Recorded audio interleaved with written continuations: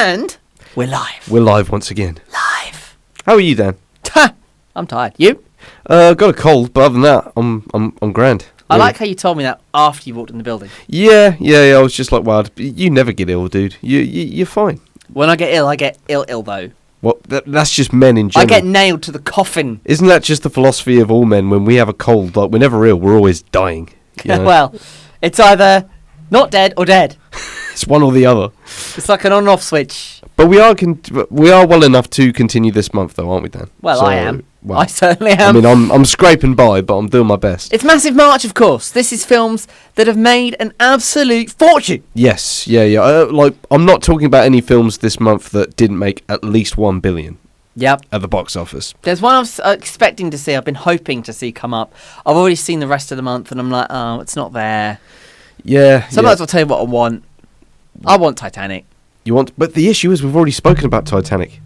But how am I meant to remember that? I don't even remember Breakfast. I would have spoken about Titanic, but the issue is we've already reviewed it. We reviewed it last year, I want to say, probably last year. But it's definitely been scratched off the board thing, so we've definitely spoken about it. That damn board thing keeps reminding you of what you've talked about. So instead, following on from last week when we spoke about the Avengers, we're going to continue that this week and talk about its sequel, Avengers: Age of Ultron. Avengers 2. Avengers 2, as you might say. It came out in 2015.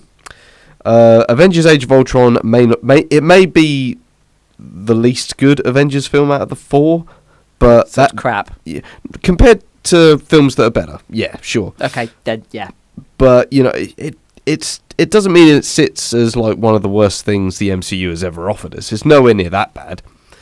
I would say this film doesn't have much meat to it, but its biggest praise I can still give is that it introduced the new characters of Wanda and Vision. These two and their abilities are so important to the Infinity Saga, and their intros here are very, very decent. So that does something good that sequels need to do, is that it needs to introduce new exciting characters that weren't in the first movie. That's something that... Well, I compare every sequel to Toy Story 2. Why not? So, Why basically, they're Jessie and Bullseye. Pretty much, yeah. They've come into it. That's actually a good comparison, to be fair. I've never looked at it from that angle, but yeah, that's a very good point. Always look at every sequel from the angle of Toy Story 2, and then you know you've got a standard to go by. That's a pretty good philosophy, yeah. I think that's going to catch on. That's another one I want to appear in Massive March, but you carry on. I'll carry on. Bearing in mind, I don't know how much films make. I don't really care. Yeah. I'll get to the gross that this movie made afterwards. Oh, good. And the net, please, because I like to work with that. Thank you very much. Of course. You nerd. As with any sequel, the characters from the previous film do still get some growth. Some more than others, to an extent.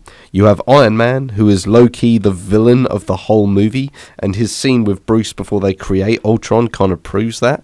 You know, Iron Man, to me, Iron Man is really the bad guy in this movie, because he tries to heal the world by making an artificial intelligence and ends up going horribly wrong, and the artificial intelligence just ends up wanting to take over the planet. So it's a bit like Microsoft, really. Pretty much, what they've got going on, yeah. Why not? Yeah, why not? Then you have Captain America. Steve is still longing for a purpose in the modern world, and he realizes leading the team is that purpose. So they all still have something to do. Typical Steve. I know, no, I know. Sorry, I had to. You had to throw it out there for Steve, didn't you? Producer man Steve, yeah. We've got to pick on him. He's not here to defend himself, so we've got to take advantage. Then you've got my favourite character from the first movie, the Hulk. Bruce finds a kindred spirit in Natasha through their longing for family, but unable to have it. There's actually a really cool line that Captain America says to Bruce Banner in the film when he says, because Bruce and Natasha, who's Black Widow, you know, they're toying with the idea of a romance, you know, throughout the film, because they've both had, like, you know, really tragic backstories, you know, and there's something that Captain America says to Hulk at one point, to Bruce Banner at some point in the film when he says, "You both deserve a win," and I think that's quite a very emotional, profound thing. A deep setting. Yeah, and it's something that, you know, some people can relate to, you know, like on some level, like your win is out there somewhere, you know. But I'll keep looking. Yep, yeah, you'll find it. I've tried everything. You'll find it, man. eBay and Amazon. You'll find it. And then you got Thor. You know Thor, don't you? Oh, yeah, we went for coffee last week. Yeah. What, here or... never mind. Well, the problem is I can't... He's banned from most coffee shops. Okay, yeah, I'll get it. Another! yeah, I'll get it. For God's sake. I understood that reference, man. Paper cup, that's what they really... That's why they exist. Yeah, it's true. That's the only reason they exist. Thor has notably become more earthbound in this movie, and we actually get to see him in more normal clothes and not taking things so seriously. So it's cool to see him a bit more grounded, and he's having a bit of a laugh with the Avengers, and he's just a bit more fun to watch really as a result. And then you've got Black Widow, who I kind of touched upon in the whole Hulk analogy.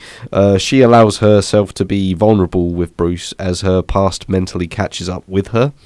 And then you have Hawkeye, who is the final of the 6 original Avengers.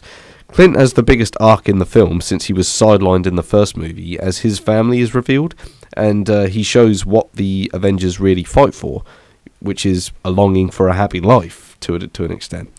My favourite scene in the film is the second act, when Wanda gets inside the minds of the whole team, except for Hawkeye, and we find out a lot more about their past, their fears, and their paranoias. This is the sequel moment I was really craving, where we have these characters from the first film who we think we know, and we just put them under the microscope. Yeah. And that's what a great sequel does, isn't it? From all angles. If you want to go back to the Toy Story 2 angle for you, they do that with Woody, don't they? I'm telling you, you can put any film in the situation of Toy Story and Toy Story 2. I mean, Toy Story 2 is one of the best sequels out there. You're doing it now. Yeah. You're doing that but now. It works, though. Another sequel that, you can probably relate to is Shrek 2, and that, again... Yeah. You meet Fiona's parents, so you see a bit more of where Fiona came from and all that, So it's all relevant to any 2 movie out there has got to abide by that standard to an extent. But not a Bug's Life 2. Not a Bug's Life 2. We don't get a Bug's Life 2. I kind of want one just for that. The tease was enough, man. But we should have had one back in the day. Yeah, I don't know. I think it's certainly past the sell-by date now. Oh, yeah, absolutely. See, only I can take a Avengers 2 Age of Ultron review and just turn it into Bug's Life 2. Well, they were both owned by Disney, so they're more related to each other than you know. Well, yeah, that's true. But yeah, going back to the movie, James Spader's performance of the villain scores pretty high as one of the more memorable MCU villains, and I think it would be beneficial if the franchise actually found a way to bring him back, because he played a really, really good bad guy in this film. Ultron, I know his name makes the title, but he is actually a really good villain in the film as well. I also enjoy the party scene, as it's our heroes just chilling, drinking, and trying to lift Thor's hammer. There's a scene in the film very early on where all the Avengers are just hanging out, they're just having a few drinks, and they're all just trying to lift Thor's hammer for a laugh. And that's entertaining to watch. And you find out why the majority of the Avengers can't lift the hammer, because you remember you've seen Thor 1, so you remember only Thor can lift the hammer, right? Yeah. Do you know, it's quite funny. Or so we think. They actually did a Tomb Raider game based on it. I can't remember, I think it was Underworld. Trust you to incorporate Tomb Raider. I'll tell you what. Bloody good game. Bloody good story. And I just love how they got Thor involved in the game as well. See, that is probably the one Tomb Raider game I think you would enjoy. Is that the one when you go underwater? Yes. Yeah, the Underwater Kingdom and all that. Yeah. Yeah, it's better on modern hardware. It's on PS2. It doesn't quite run as well. It's what? PS2. Yeah, see, that's one of those few games that exists on PS2, 3, I think 4, and it also existed on Wii, Xbox 360. It was on everything. Right. We played it on PS2. It sucked. We played it on Wii, and it was glitched to hell, so we got it on Xbox, and that worked okay. We've really digressed, haven't we? We have. Sorry, carry on. You really digressed from that. Carry on. Ignore me. Well, I did touch upon the director in the previous review, but he did also direct this one. Joss Whedon now has a notoriously negative name in Hollywood, but I still have to admit that... What'd he do? Well, he just turned out to be an arsehole. Okay. He treated people nasty. He didn't attack anybody, violently or, anything like that. But bit like. But he just didn't treat people nice. Bit like a radio station based in Suffolk. We won't go into that. We're not going into that. No, but I've got to admit that Joss Whedon still does well at taking otherworldly material and executing it in a grounded and fun way. Not that the film doesn't have its faults. Ultron's plan is very generic, like, I'm going to destroy the world just because kind of thing. It's kind of stupid. A bit like Plankton from SpongeBob. Why not? Why not? Quicksilver is an empty character, and the 3-act structure, it feels a bit overstretched in its layout. I mean, you know the runtime. You looked up the runtime for this film, didn't you? I mean, It just come up. Yeah, 2 hours and 20 minutes, was it? 21. Yeah. 21 minutes. Yeah. A lot happened in them 60 seconds. Yeah, I'm sure. Yeah. But to close, Dan, Age of Ultron is still a watchable superhero sequel. Its intro to Wanda and Vision is done well, and you get most of the thrills you got from the first film. Not all, but some of the thrills. Mm-hmm. But the 3 other Avengers films and even Captain America Civil War are better ensemble movies than this one by MCU standards. So on that note, Dan, I'm going to give Avengers Age of Ultron 3.5 stars out of 5. So it's a huge drop from the first movie. So why? What dropped for you? It just doesn't have the same impact once you've seen these characters together for the first time. That was the big thing about the first film. So it was something that the film couldn't help, basically. In the first Avengers film, it was a big deal because they were getting all these people together for the first time.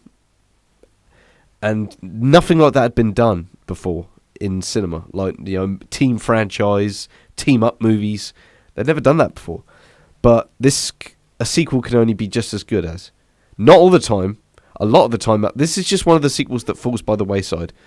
Yeah. So many. So do you think they shouldn't have made the sequel? This film... Or do you think they could have just done a better job?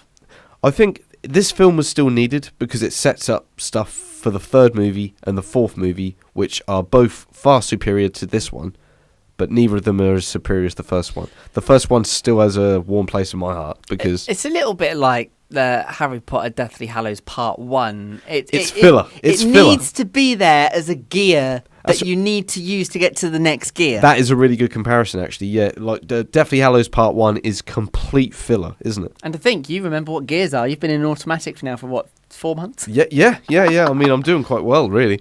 You haven't crashed it yet, though? No, speeding tickets aside, but we won't go into that. That's a different YouTube channel. Yeah, much different. That's a different... We'll open a TikTok for that. The feds are watching. That's Never mind. something else. No.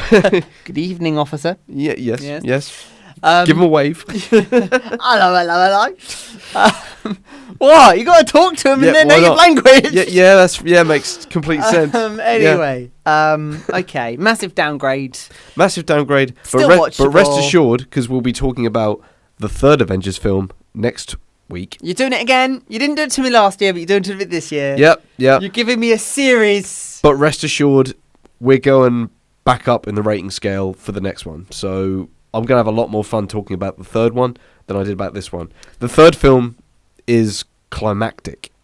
It's not filler. This one was filler. If this is Deathly Hallows Part 1, then the third film is Deathly Hallows Part 2. Or at the very minimum, it's more like the Goblet of Fire, really. The third movie, in that shit actually starts to happen. And it ends on a massive cliffhanger, really, to an extent. Like, all the shit hits the fan. The bad guys are in their full flower, and they're kind of winning, really. Also, a bit like, this film was Toy Story 4, setting up the ways for an awesome Toy Story 5. God, yeah. I'm hoping that that's good. If it's not good, I'm not going to be happy. I'm cool not to watch it, really. I'll let you know. Yeah. Do let me know what it's like. If I tell you it's worth watching... then watch it. Yeah, take the bullet for me on that one, dude. If I don't like it and it's an animation, then you know that it's to be avoided. Yeah. How's that? Yeah, why not? There you go. We just made a deal. Congratulations. Right. Well, that's that. We need to send Tommy to the chemist and get him all medicated up. Get him pilled up, right? You need to be better by next week. Yeah, I'll be better, dude. Don't worry. Otherwise, you will be killed. Don't worry. I plan to have this shaken off by the end of this week. This is your sequel. Before the weekend, just so I can enjoy the weekend. Trust me, weekends aren't that exciting. Yeah. They're not that exciting. It depends, doesn't it? Well, for me, everyone's closed. Yeah, that's true. It's annoying. McDonald's is open, though. Oh, yeah. Even on Sundays. Yes. Even on Sundays. No post on Sundays. Have you seen the queue at 2 a.m. at McDonald's? Funny enough, That's no, I have not. massive. No, I have not. It's huge. And I'm sure the people tuning into this are going to love hearing us talk about McDonald's. honestly, we should open a new YouTube channel, McDonald's Fact. But we're not allowed to, apparently. I've been told I can't. Right, that's it. You all take care of yourselves. Have a great rest of your week. Tommy will be here with another review for you next week. I mean, he's kind of already spoiled it, but, stay here. Be with us anyway. Yeah. And, of course, we look forward to unpacking another massive March. Until then, you stay safe. Take care, everyone. Bye-bye.